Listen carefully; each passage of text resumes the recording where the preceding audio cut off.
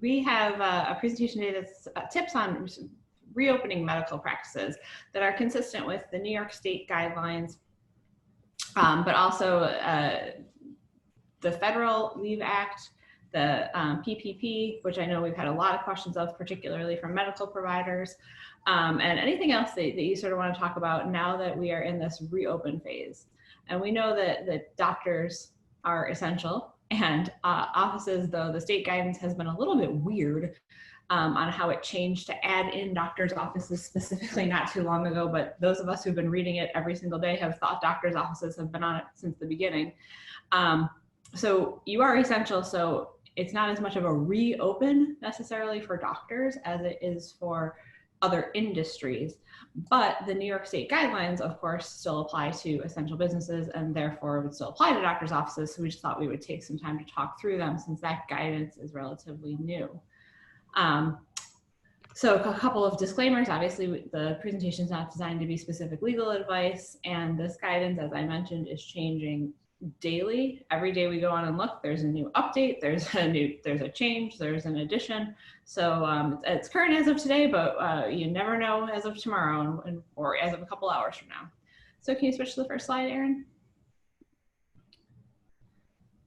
There we go. So we're going to talk about complying with these New York State guidelines and getting back to full patient capacity, use of PPP funds for those of you who have it, and policies that you probably should have in place related to your staff as it relates to state and federal leave laws. Next. So we have this new guidance. It's at forward.ny.gov. And we think it's, it's the guidance for phase 1, then phase 2, then phase 3, then phase 4. What we have right out now is phase 1. And you're thinking, I'm essential, I've been open, I'm not phase 1, right? Like, do I have to comply with this? Why would I have to? I'm not a phase 1 industry. Well, if you read the fine print before phase 1, what it tells us is, and essential businesses. So essential businesses have to comply, even though they didn't necessarily fall within any of the phases, or they might fall within a phase if we got really specific, but your phase isn't even out yet. So next slide, Erin. So for medical offices, you go to forward.ny.gov, nothing's up yet that relates to a medical practice. Phase 1, when you look at it, is there's manufacturing and agriculture and retail. There's not doctors' offices, and there's nothing that really, in my opinion, equates to a doctor's office.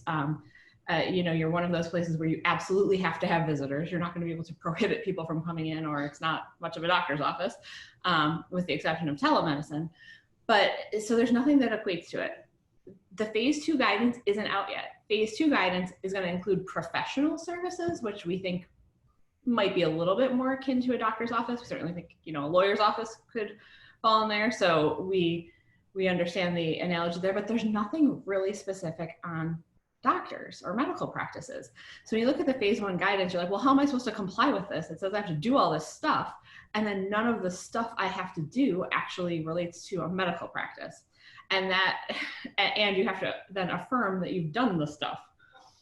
That's kind of a pain, but what we're suggesting to people to do is to look at some of that phase 1 guidance and use it as a template and a starting point for what you're going to write for your own practice. Next slide.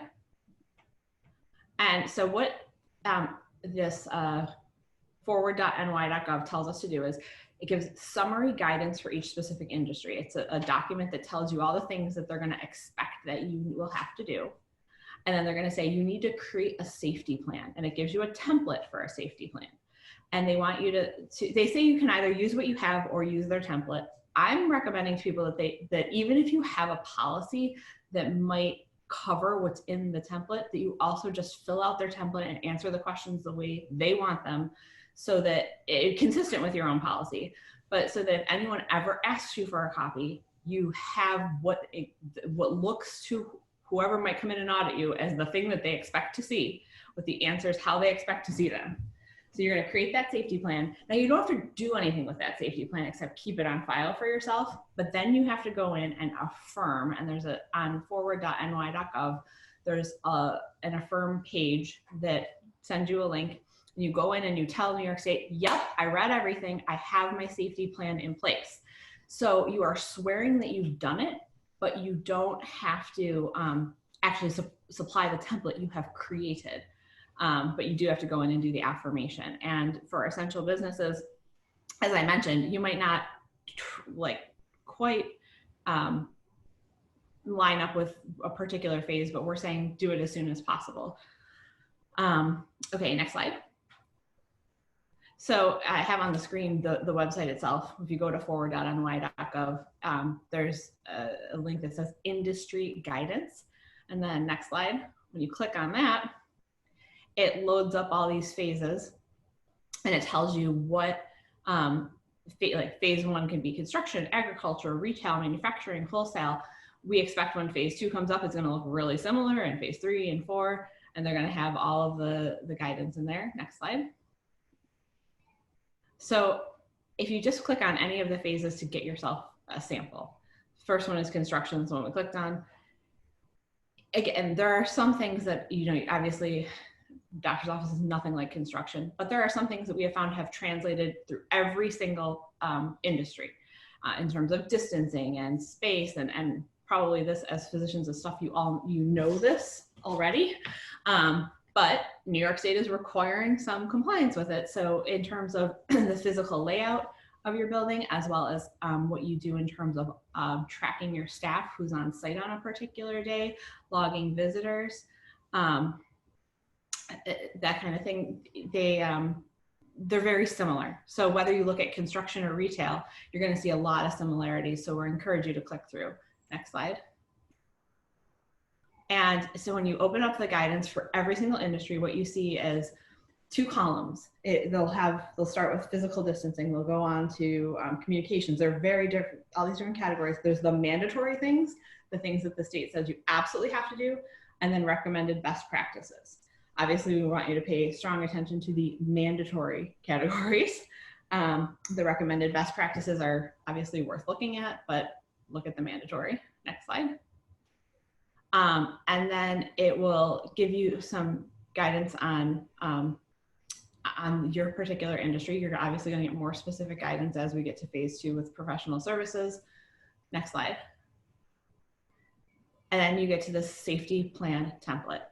And now a lot of you have these policies in place. A lot of people call them workplace safety. Some people put in temporary COVID policies. A lot of our physicians' offices put in temporary policies to address things like staff issues, attendance reporting, disclosures of people who are symptomatic, of employees who are symptomatic, who've traveled out of town, that kind of thing.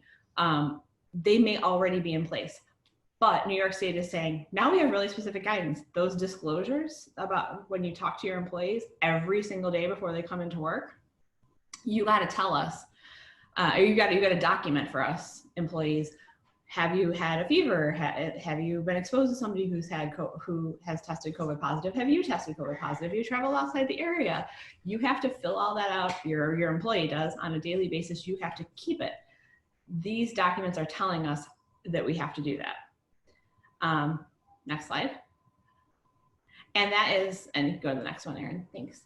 And you can really see through every single industry. They want to know that. They want the employee's daily disclosure.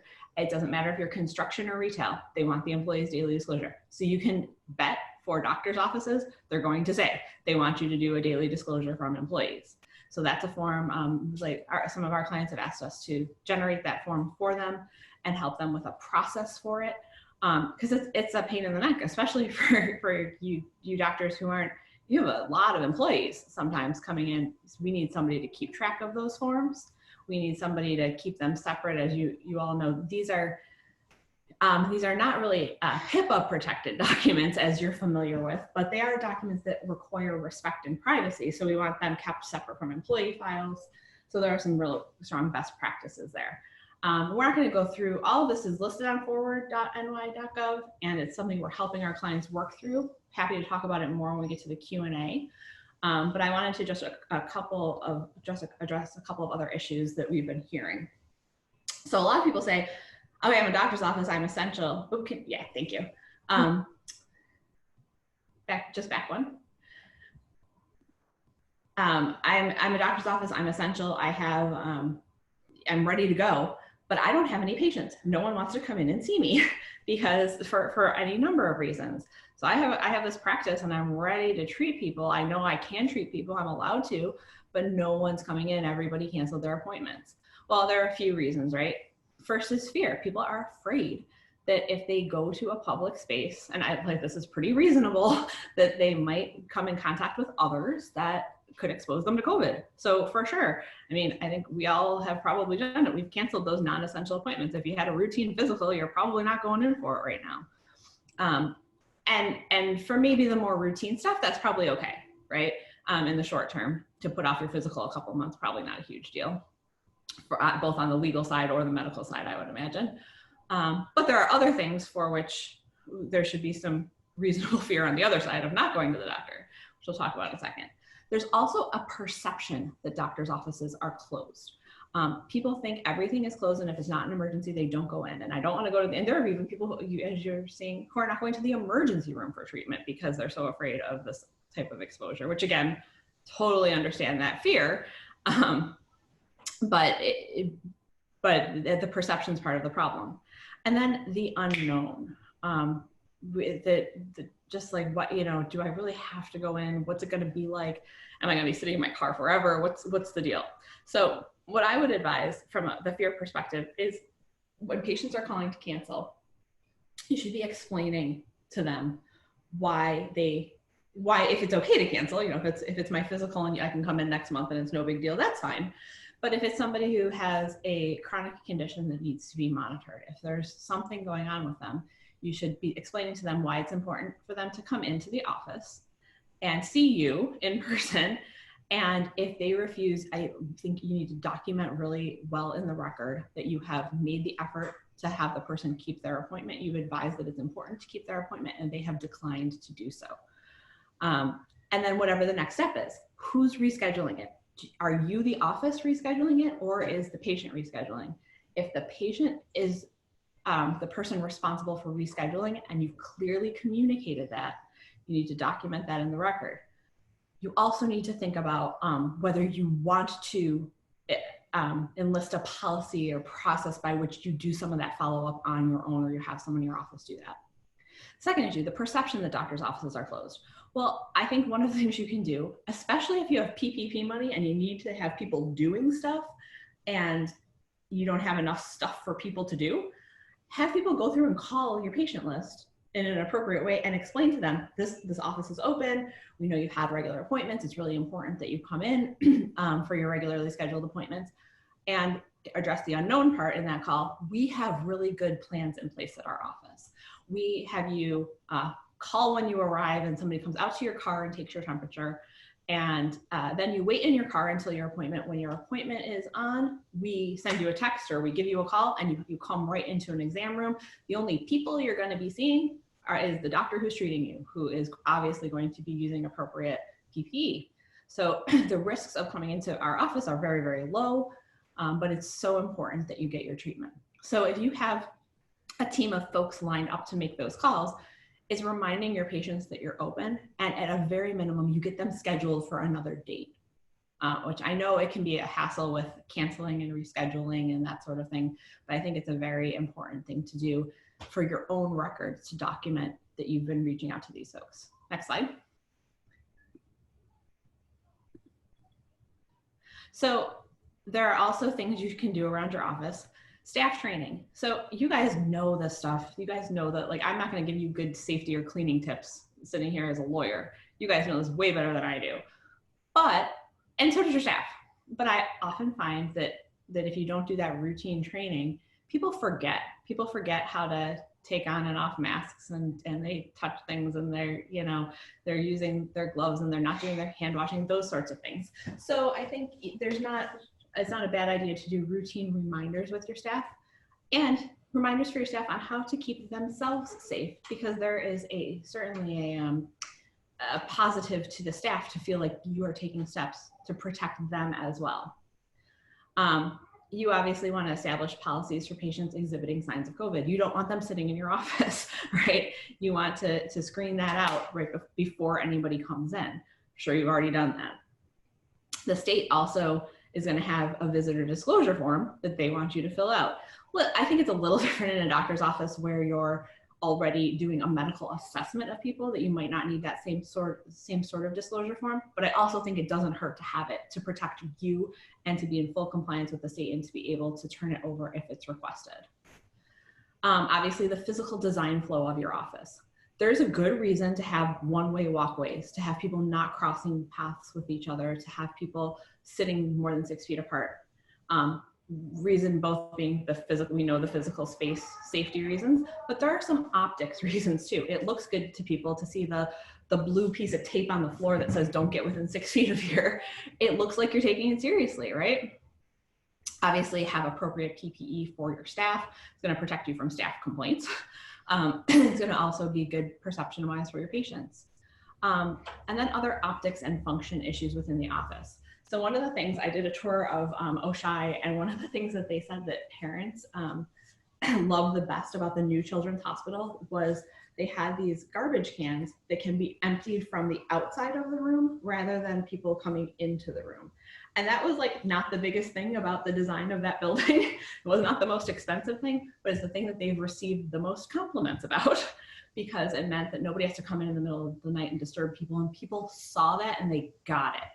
Right? So by putting in those things that people can see and understand, it sends a really good message to patients that you take this seriously. So the no-touch waste paper baskets, the no-touch, doors and hand sanitizer and soap and those sorts of things, or the motion sensor sinks. Anytime you don't have to touch a thing, that makes you feel really good. So it's a really good perception to have those physical designs implemented. Obviously, you want to have sanitizer and masks available. If you have the capability to have it available for your patients too, that looks good. All the things that the niceties we've had in doctors' offices, like the shared magazines and toys and, in the waiting room, get rid of those. We may be getting rid of the waiting room altogether if people are waiting in their vehicles. So it might not really have any consequence, but seeing the People magazine from 1986 doesn't give folks a whole lot of confidence that this is really clean. And one of the things that I think is really important is letting patients watch you wash your hands. So I've talked to people who are like, well, the sink is right outside the room, the sink is not here, whatever. I think it makes such a difference for patients to see you modeling that behavior.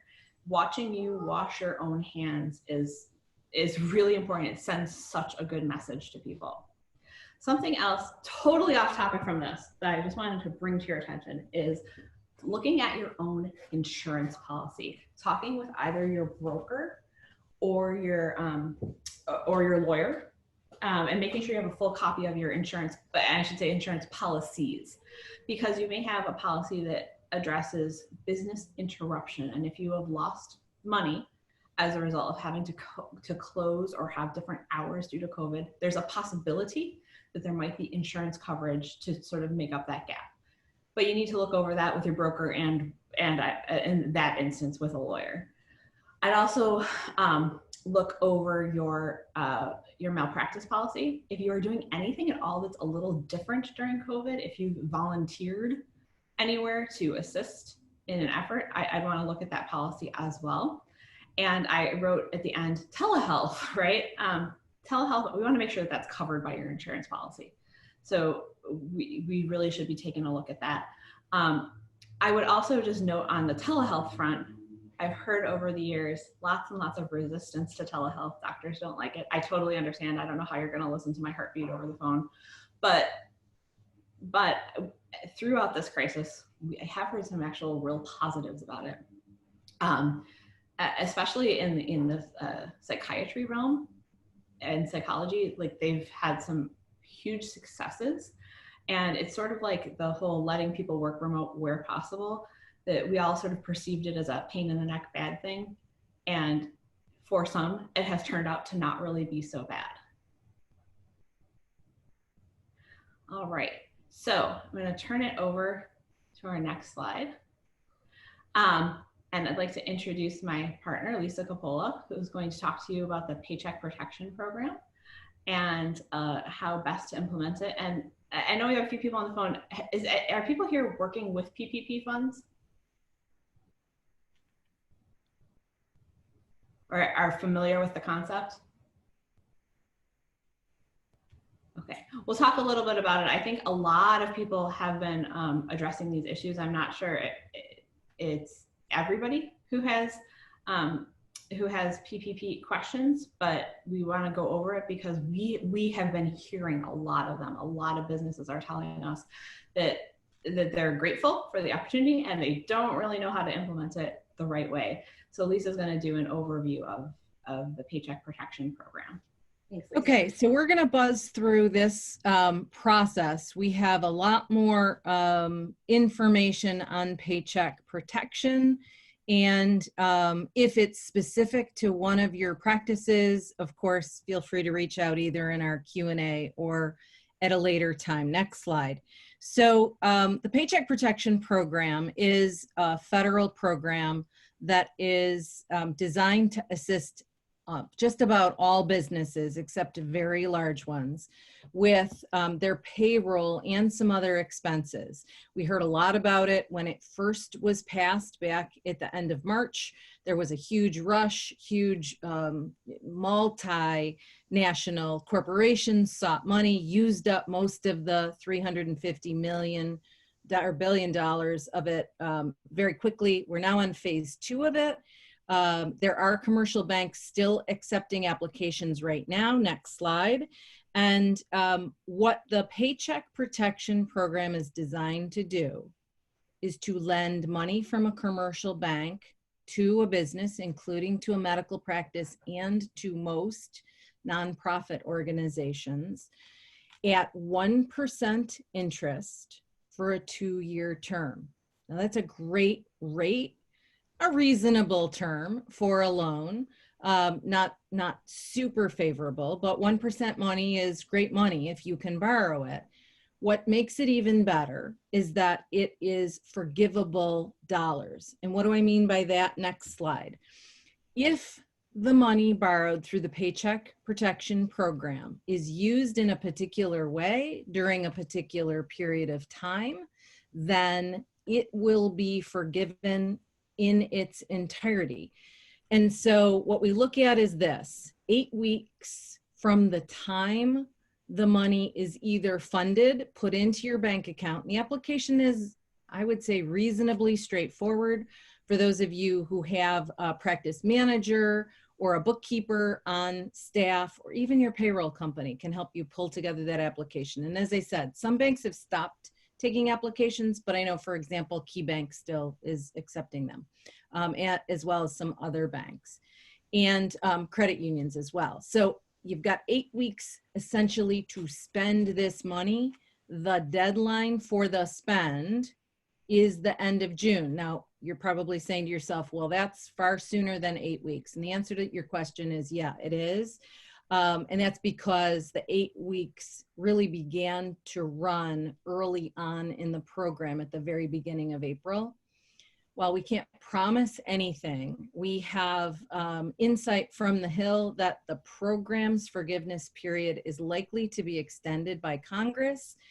We're waiting for that legislation. For anyone who watches the news, we know that Congress doesn't always move quickly or as productively as any of us might want. But we expect that period to extend. Nonetheless, you're better thinking about it in terms of, I need to spend this paycheck money if I got this loan within the time period between now and June 30th in order to have it completely forgiven. That is no 1%, no payback period. You just get sort of that blessing that says you got free money. Next slide. So how do you get that forgiveness? It comes down to identifying both dollars spent and the head count of your staff. Next slide. And generally speaking, and this is a really high level presentation of it, we want to think about the dollars first. And let's say you got a $100,000 loan. 75,000 of those dollars must be spent on your payroll, on paying people who work for you. 25% can be spent on some other expenses. Next slide. The 25% piece may only be spent on certain expenses. Here's a list of what they are: rent, mortgage interest, not principal, and certain utilities relating to your physical space. Utilities go beyond gas, electric, and water, and they include things like your telephone service, your internet service. We've gotten questions, what about the lease, rent? Is the lease on my company vehicle or my practice vehicle included in that? The answer to that is no. But a full 25% of the dollars you have in your Paycheck Protection loan can be spent on these non-payroll expenses. They need to be documented. Next slide. And the other 75% must be spent on wages. You will see on this slide, there are some conditions to the wages that are forgivable here. In other words, for wages for anyone who makes up to $100,000 a year on an annualized basis, right? Those are fully forgivable. So if you have somebody in your practice, an employed physician, an employed NP or PA who earns more than $100,000 a year, up to what would be the annualized $100,000 compensation, qualifies for forgiveness. A whole host of other things qualify for forgiveness as well. Group health insurance, as you can see, group benefits, your contributions to a 401k or a 403b, if you have that, vacation pay, PTO, next slide. There are certain things that don't qualify. And so if your payroll company, or if for some reason you might do payroll through some other process, understand that the employer's share of taxes paid don't count for forgiveness. So that has to be deleted out or subtracted out of the total amount paid. Next slide. We also know, and this was recent guidance, it hit about midnight on Friday night. So brand new, when Jen said these rules are changing daily, that's true of New York, and it's true of this program, which is a federal program. Treasury Department has now told us, and this is great news, and we've been telling our clients, we're pretty sure that this would be the case, but it's wonderful to have reassurance from the feds. So if you are looking for ways to use this money, right, because you want it forgiven, right, you don't want to have to pay it back, you can pay bonuses, you can pay something even called hazard pay. We've heard numerous, even professional services firms like a medical practice say to us, we have some lower wage earning employees who are telling us they're making more money if they're out on unemployment. Maybe we had to lay them off for a short period of time and they don't want to come back. What do? Well, one of the things you could do is you could increase their compensation if you believe that that's justified for a particular period of time, say through June 30th, as an incentive to bringing them back to work. And that's akin to a hazard pay that would be fully forgivable. And while we can't entirely understand the next one, severance pay, we know that that is something that qualifies for forgiveness because that's what the feds have told us. Next slide. What you generally keep in mind when we're talking about headcount, which is the next component, right? We talked about dollars. 75% of the dollars you borrowed in order to be forgiven needs to be payroll and payroll related dollars. 25% these other things like utilities, rent, mortgage interest. So that's one component of forgiveness. The other component of forgiveness is headcount. And what we look to is this quote from the legislative history. The Paycheck Protection Program provides an incentive for employers to retain their employees. The goal here, just like the casual name of this new law, is to protect the paychecks of employees. Next slide. So what you look at there, and this is all part of documenting why you're entitled to forgiveness, is your full-time head count. And essentially, we must show that our head count has remained the same, next slide, at a particular period of time. So we know that if you started your practice, and by that I don't mean the beginning of your practice, but let's say the beginning of this crisis period, right? Some of us believe we knew about it in December, January, February, right before our world upended itself in mid-March. Let's say you're running a practice with 25 FTEs, full-time equivalents. So when you're seeking your forgiveness, you need to demonstrate at that time you have on average 25 full-time equivalents in your medical practice. Next slide. There's a formula. We're not going to go into the nitty-gritty of it. Suffice it to say, the federal government for this purpose considers a full-time equivalent, an FTE, as somebody who works at least 30 hours a week if you have a standard 37.5 or 40-hour work week at your practice.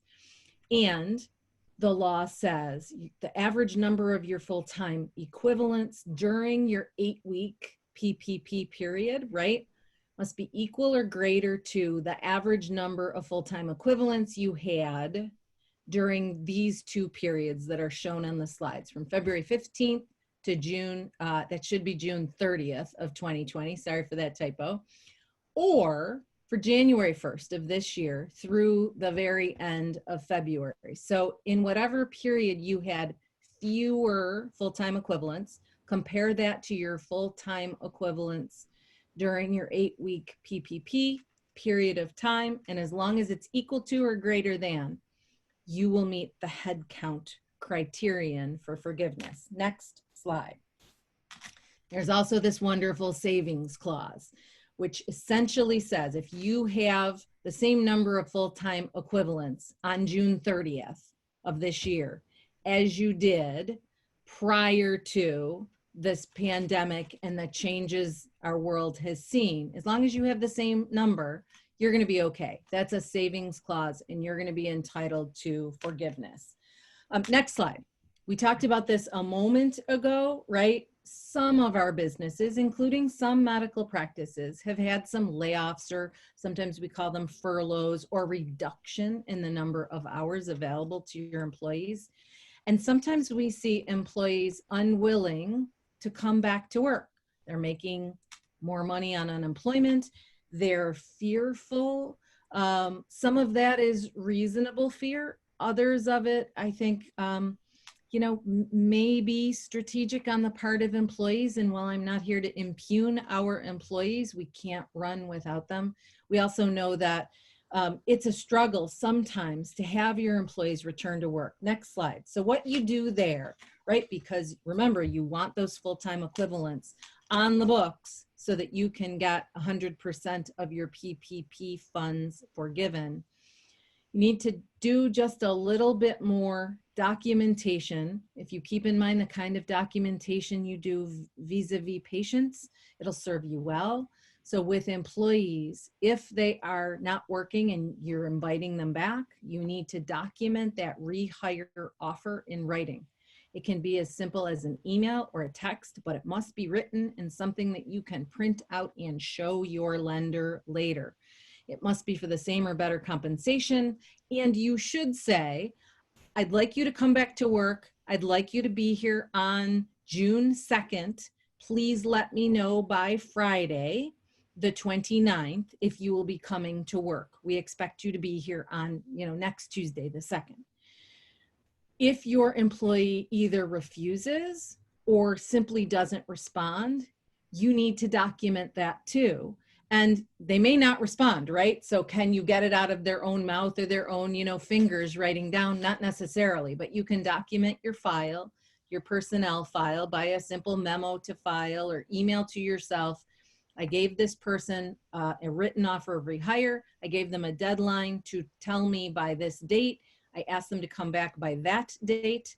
I heard nothing or they rejected it. You need to do that, document it in writing, and then you need to report it. to New York State. According to the federal government, in order to still be eligible for PPP forgiveness, in the event that employee doesn't come back and therefore your full-time equivalents aren't the same as in the prior period. So this is another kind of savings clause.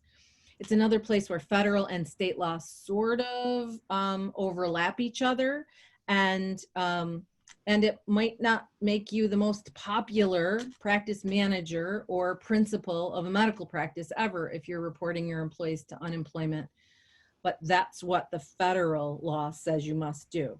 Next slide. So what do you do in the meantime?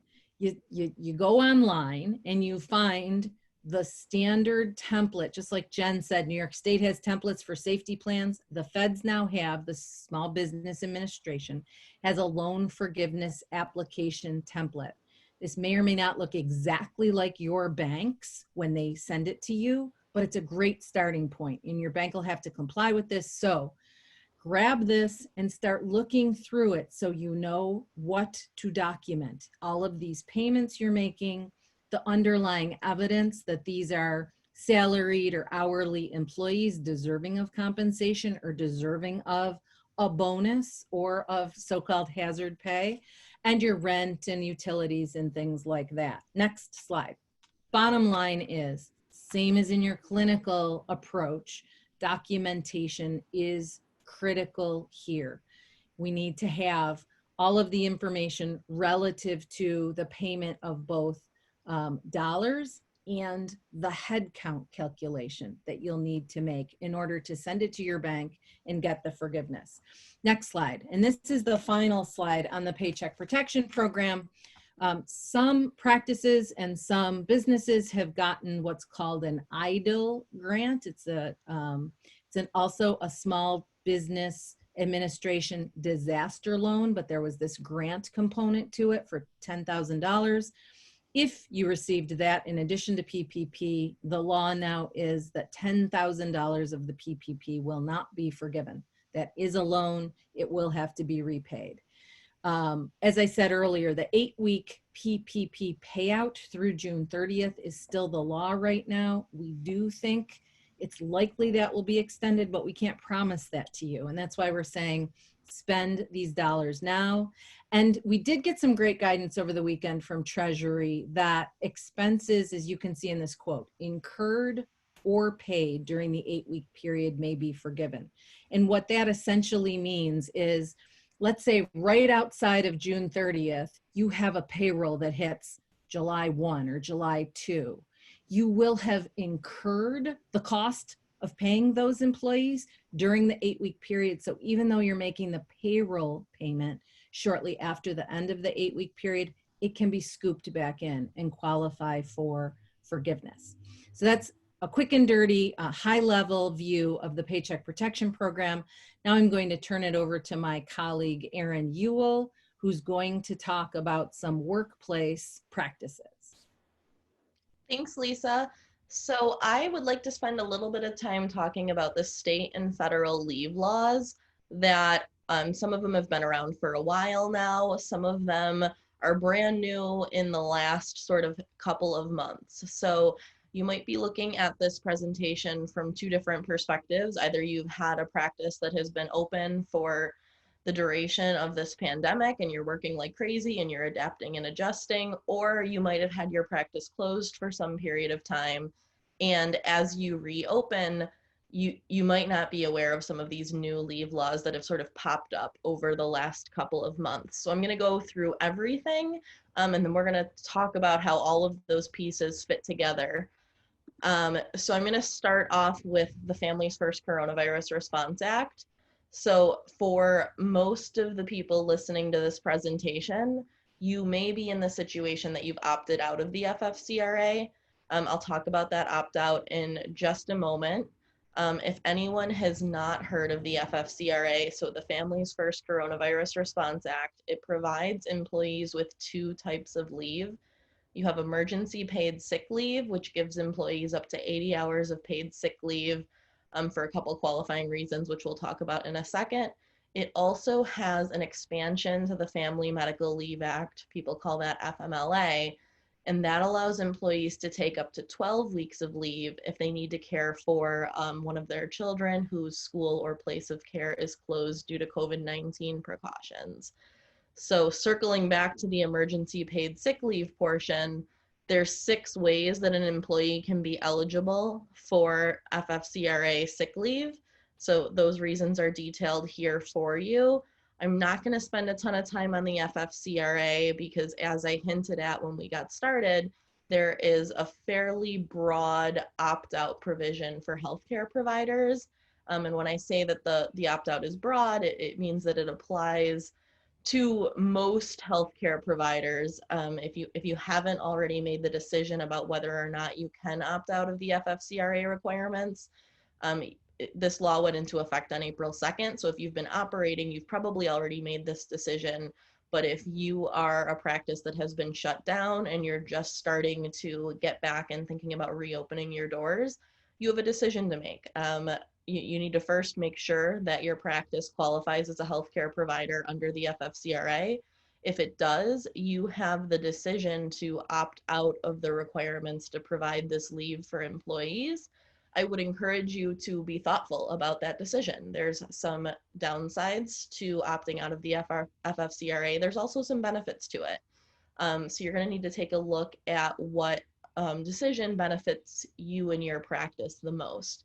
Before I go on to sort of our next piece of employee leave laws, I just want to mention that the FFCRA does offer employers tax credits for the leave that employees take. So it might sound when you first, if you're just hearing about the FFCRA or just starting to think about it, you might say, oh my gosh, I can't afford to pay an employee for 10 weeks or maybe 12 weeks if they qualify for the full sort of gamut of leave that's available. Just know that there are some tax credits available that make it affordable for employees. I won't get into those right now, but if it's something that you're interested in, we'd be happy to share the details about how those tax credits work. A couple more things about the opt-out, and that's why this presentation will be important to all practices, whether they've been operating or whether they're just considering reopening, is that opt-out that's available for healthcare providers doesn't impact several other leave laws that you need to be aware of and you need to be prepared to handle if your employees are requesting leave. So the opt-out isn't going to apply to the New York State COVID-19 sick leave law. It does not apply to paid family leave. It does not apply to New York disability leave. It doesn't apply to FMLA if your practice is large enough to need to comply with FMLA. And it also doesn't apply to New York's brand new paid and unpaid sick leave law, which goes into effect January 1st. I want to pause for just 1 second because I realized I don't have a slide on this. When I talk about FMLA, typically FMLA applies to employers with 50 or more employees, but you should know under the FFCRA, that expansion to FMLA applies to much smaller employers as well. So if you don't elect to use that opt-out of FFCRA, just be mindful that the FMLA expansion will apply to you, even though traditional FMLA may not. Okay, so New York COVID-19 sick leave law, I like to spend just a little bit of time on because there's a relatively small portion of employers that were impacted by this law. So we didn't hear a ton about this law. I think it almost kind of snuck in the background because truthfully, it was passed by the New York State Legislature, and within days, if not hours, the FFCRA came in and sort of superseded or did as much, if not more, than this state law did. Medical practices, however, are one of those portions of employers that may opt out of FFCRA but need to know about this New York State COVID-19 sick leave law because that opt-out that's available on the federal side of things is not available for the New York COVID-19 law. So keep in mind, you cannot opt out of these requirements, and New York law will always give an employee job-protected time off if the employee is subject to a mandatory quarantine or isolation order and the employee is unable to telework. So it's sort of another piece where many businesses can get around having to comply with this New York COVID-19 sick leave law because their employees can telework. But often we're seeing our medical practice clients can't fit into that category because the nature of the work that you do often has to be in person, and there isn't much that an employee can do from a telework setting. So what are the benefits that this New York COVID-19 sick leave law provides? The answer is it depends on what your business looks like. So I won't go through every single threshold because you would be sick of hearing me rattle off numbers. I will say be mindful of the January 1st, 2020 measurement date. You are measuring your employees and your net income based on January 1st of this year, and then the net income is measured based on your 2019 practice income. So depending on your revenue and the size of your business, there will be different benefits that your employees will become eligible for if, of course, they meet the 2 requirements that we talked about in the last slide, that under a mandatory order of quarantine and unable to telework. One last point on the New York State COVID sick leave is that after an employee's leave under this law is exhausted, they will become eligible for paid family leave and disability benefits. So those are my references to PFL and DBL in these slides.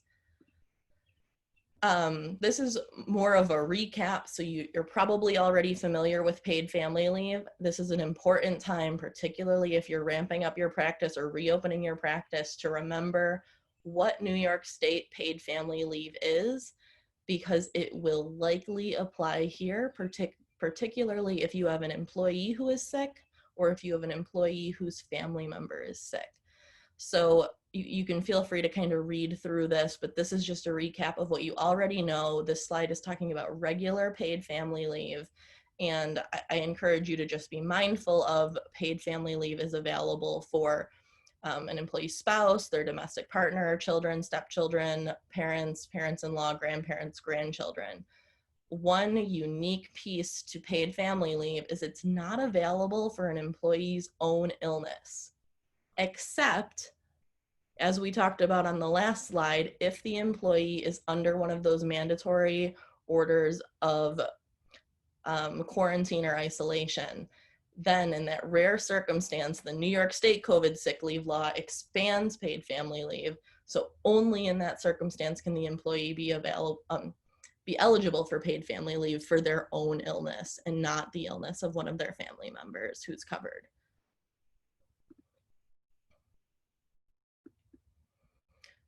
Okay, another quick recap. This just tells you what employers are required to comply with paid family leave and whether an employee is eligible. For the most part, most private employers are required to comply with paid family leave. It's optional for public employers, and typically, as long as the employee meets the threshold requirements, it's available to both full-time employees and part-time employees. Family medical leave, that's the federal FMLA law. That's another piece of leave that might come into play here. Even if you're not complying with the FFCRA, FMLA leave is available to employees, to certain eligible employees to care for a spouse, son, daughter, or parent who has a serious health condition, or for the serious health condition that makes an employee unable to perform the essential functions of their job.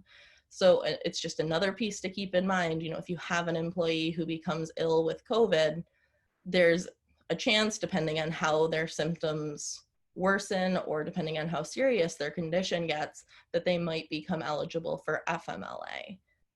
And this is regular FMLA, not the expanded FMLA that I talked about at the beginning. Okay, these are just some notes about who is covered under the Family Medical Leave Act. Again, I'm not going to spend a ton of time talking about these thresholds. I just wanted this information to be here for you in case you have questions about whether or not an employee is eligible or whether or not your practice is required to comply.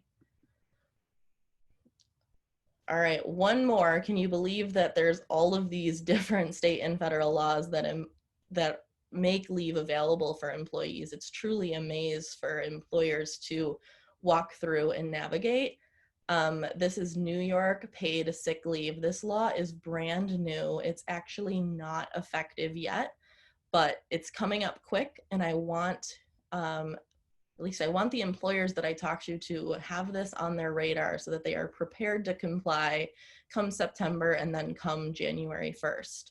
So under New York's new law, an employee will become eligible for either unpaid or paid sick leave, depending again on the threshold that their employer meets. So I have in this chart for you the different thresholds that an employer might qualify for, and that will dictate how much leave an employee receives and whether or not the leave is paid or unpaid. Employers, be mindful of these two dates. Employees should begin accruing sick leave on September 30th of this year. I would encourage you to mark September 30th on your calendars.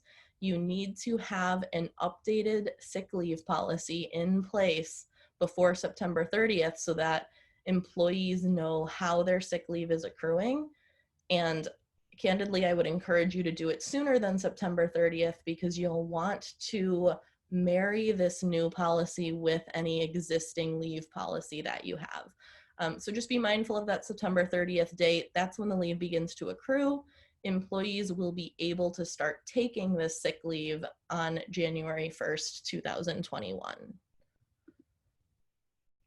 All right, I don't want to keep all of you too long. I've got a couple quick tips for you about how to navigate all of these state and federal laws, many of which overlap.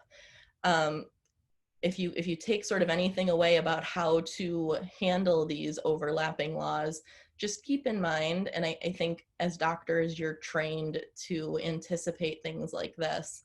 But if there's overlap, if there's a chance that an employee might be eligible for both paid family leave and regular FMLA, get the paperwork done and out of the way.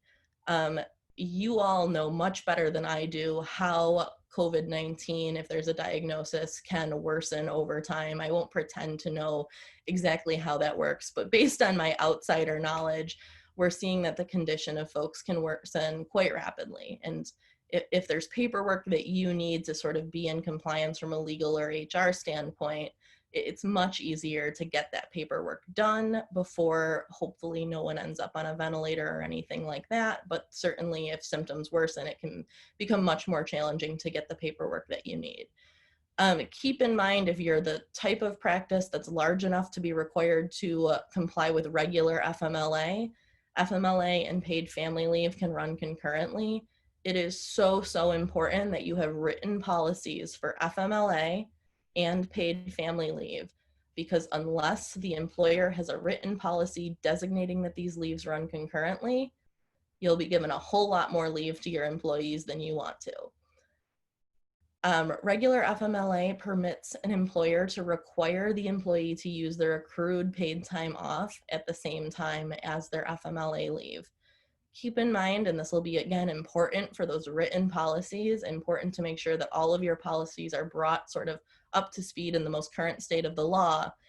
An employer cannot require an employee to use their accrued time off during a COVID-19 sick leave under New York state law, under emergency paid sick leave under the FFCRA, or under PFL. So just a few last things to keep in mind is if you have regular FMLA, FMLA will reduce an employee's available expanded FMLA leave, but it does not take away from their emergency paid sick leave. So that's important for any practice that's complying with the FFCRA. And if you're dizzy from all of the acronyms that I've thrown at you, don't worry, you are not alone. The best recommendation I can give is to make sure that you have policies for each of these different available leaves. Our firm routinely creates these policies for medical practices. And truthfully, with the new COVID-19 legislation, it is more important now than ever because there is so much overlap and so much intersection between these state and federal laws. You really got to have it written down so that when someone asks for leave, you can check your boxes and determine what they're eligible for, what leave they're not eligible for, what documentation you need to establish that either, yes, they're going out and you're getting your tax credits, or they're not going out on leave, and why you have the ability to deny that request for leave. So with that, that is all I have for today. Thank you so much. Oh, sorry. I was just going to, does anyone have any questions? Thank you so much, Erin. We'll open the floor for questions, and I really appreciate all you've done on that piece and the discussion of policies. One thing I will say is that having a policy created the right way on the front end saves you so much time and money on the back end. I can't tell you how many times I've been involved with a case that involved a poorly written policy where an employee's gone to the Department of Labor to make a claim, they've commenced a lawsuit, a discrimination claim, and it was, nobody intended to act badly. It was all because of a poorly written policy, something that could be interpreted one way, more than one way. So having a lawyer do it on the front end is so important.